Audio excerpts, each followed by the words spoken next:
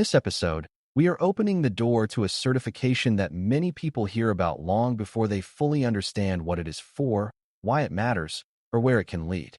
The Certified Information Systems Auditor, CISA, certification sits at the intersection of technology, risk, accountability, and trust, which means it is about much more than passing a test or collecting letters after your name. For a brand new learner, that can feel a little intimidating at first because the title sounds formal and the field sounds broad, but the core idea is actually very practical. Organizations depend on systems to move money, store data, support customers, run operations, and make decisions, and someone has to know how to examine those systems in a disciplined way. That is where CISA begins to make sense. It gives you a way to understand how businesses check whether their systems are controlled, reliable, secure, and aligned with what the organization says it is trying to achieve. Before we continue, a quick note. This audio course is a companion to our course companion books. The first book is about the exam and provides detailed information on how to pass it best. The second book is a Kindle-only ebook that contains 1,000 flashcards that can be used on your mobile device or Kindle. Check them both out at cyberauthor.me in the Bare Metal Study Guide series.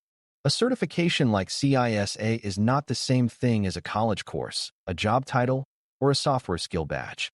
It is better understood as a recognized way of showing that you understand a body of knowledge and can apply that knowledge to real situations involving information systems and the controls around them.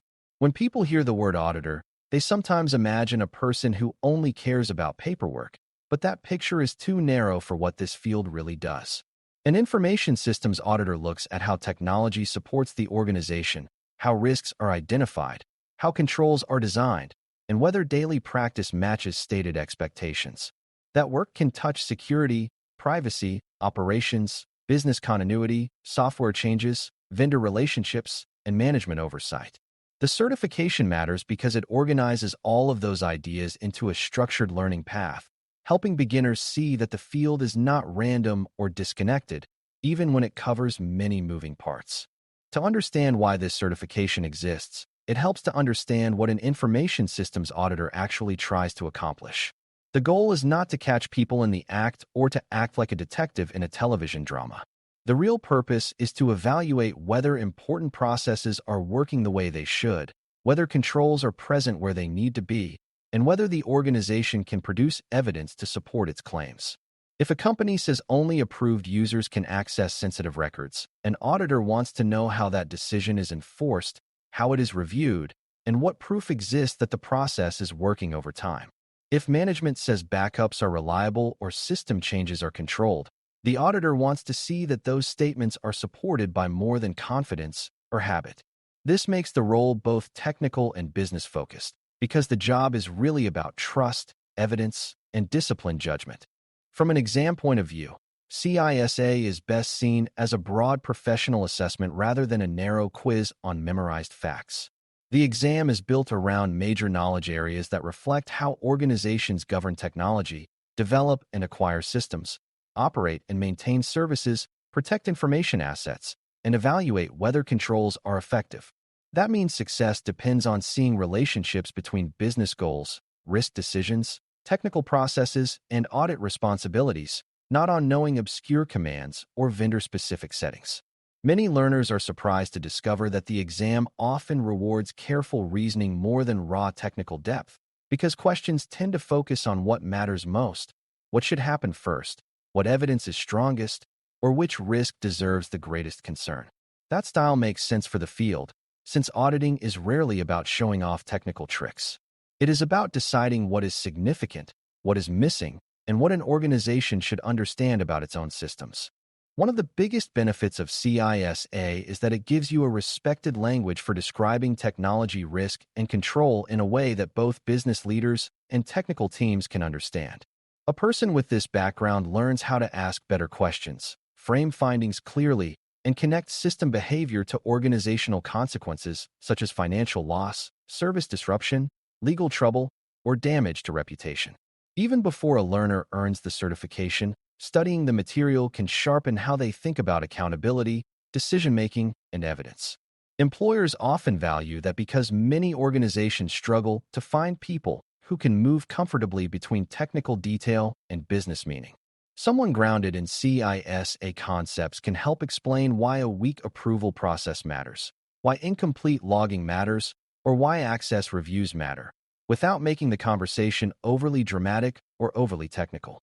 That ability to translate is one reason the certification carries weight across many industries. Another benefit is that CISA encourages a mindset that is useful far beyond the exam itself. It trains you to ask what the objective is, what could go wrong, what control is supposed to reduce that risk, and how anyone would know whether the control is actually working.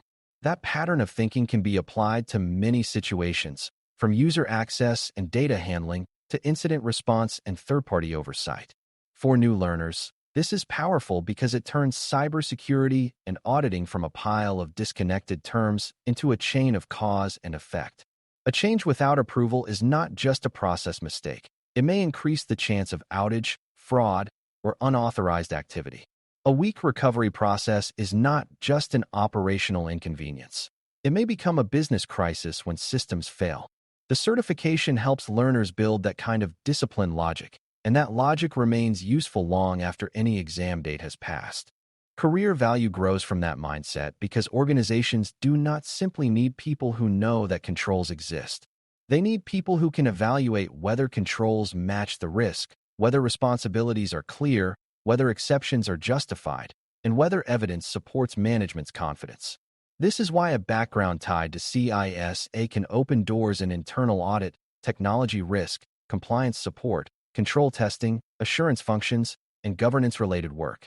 In some organizations, the role is closely connected to cybersecurity teams, while in others it sits nearer to audit, finance, enterprise risk, or operational leadership. That variety is important for beginners to understand because the certification does not lock a person into one narrow path. Instead, it gives you a platform for work that involves reviewing processes, assessing risk, communicating findings, and helping organizations improve how they manage their systems. Those abilities remain relevant whether the business is a bank, hospital, retailer, government agency, manufacturer, or software company. When people hear about career opportunities connected to CISA, they often imagine only the classic internal auditor role, but the landscape is wider than that. Some professionals use this background to work on control assessments for cloud services, identity and access processes, disaster recovery planning, change management, or vendor oversight.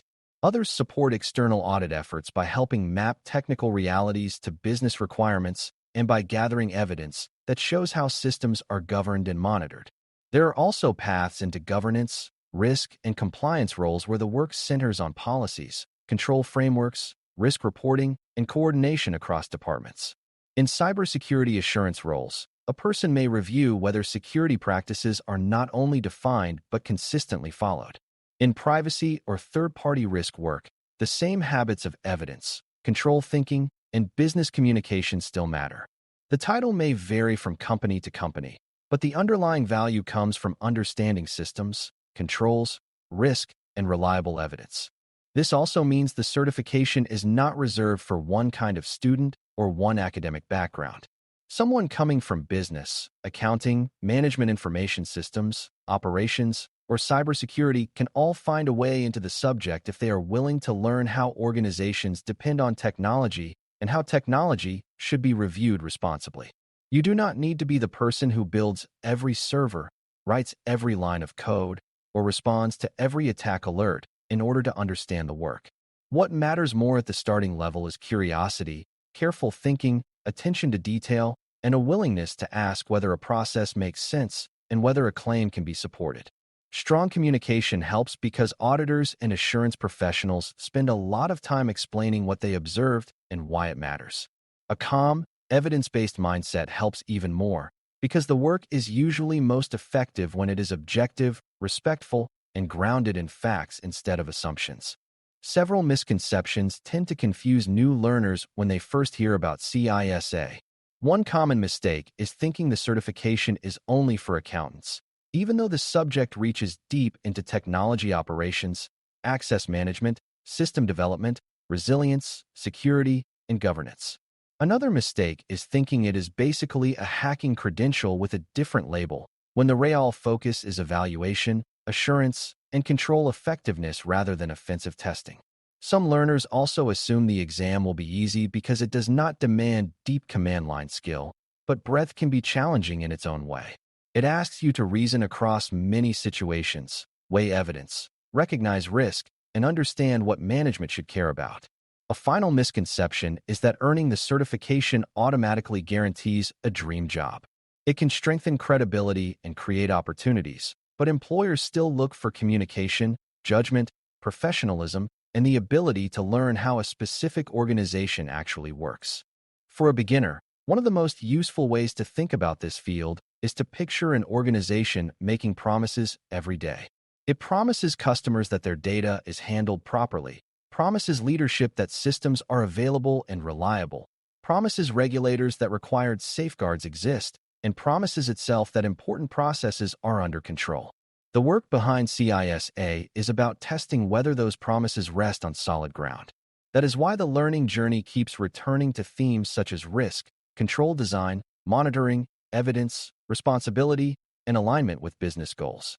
Instead of memorizing isolated terms, strong learners begin to ask a repeating set of questions. What is the process supposed to achieve? What could undermine it? What control should reduce that risk? Who owns the process? And what evidence would show whether the process is functioning over time? Once that pattern becomes familiar, the field starts to feel much more coherent and much less overwhelming. Day to day, the knowledge behind CISA can show up in many practical ways, even if the job title on paper looks different. One person may be reviewing whether terminated employees lose access quickly enough. Another may be checking whether important system changes are approved and tested, and another may be examining whether backup results and recovery testing support management's confidence and resilience. Someone else may be comparing written policy to actual practice, looking for gaps between what the organization says and what the evidence shows. These are not abstract academic exercises. They influence whether fraud is harder to commit, whether mistakes are caught sooner, whether outages become disasters, and whether leaders receive accurate information about risk. When beginners hear career titles, it is easy to imagine only meetings and documents. But the real impact often appears in whether systems are trustworthy, whether decisions are informed, and whether the organization can withstand disruption without confusion or panic. Over time, the value of this certification also grows because it supports long-term professional development. A learner who starts with CISA concepts builds a foundation for understanding governance, enterprise risk, control frameworks, security oversight, and the relationship between technical operations and business accountability. That foundation can later support movement into leadership, advisory work, assurance management, or specialized areas of security and risk. Just as important, the field encourages professional integrity. An auditor or assurance professional is trusted to be objective, to report clearly, and to avoid letting convenience or pressure weaken the quality of the assessment. That ethical dimension matters because organizations often make large decisions based on the quality of the information they receive. If findings are sloppy, biased, or unsupported, leaders may underestimate risk or misdirect resources. Learning this field, therefore, means learning not only what controls are, but also how responsible professionals think, communicate, and protect the value of their own judgment. As a starting point, the most important thing to carry forward is that CISA represents a way of seeing organizations clearly rather than a narrow test of memorization. It introduces a disciplined view of how systems support business goals, how risk appears inside everyday processes, how controls help reduce uncertainty, and how evidence turns opinions into reliable conclusions. That is why the certification can be valuable to students who want a serious path into auditing, cybersecurity assurance, technology risk, governance, or related roles that depend on careful evaluation. It offers career opportunities, but it also offers something even more useful at the beginning of a journey, a framework for thinking. Once you understand that the field is about trust, accountability, and informed judgment, the certification stops sounding mysterious and starts sounding practical. From there, the path ahead becomes much easier to understand because you are no longer studying random topics. You are learning how organizations prove that their systems deserve confidence. Thanks for listening.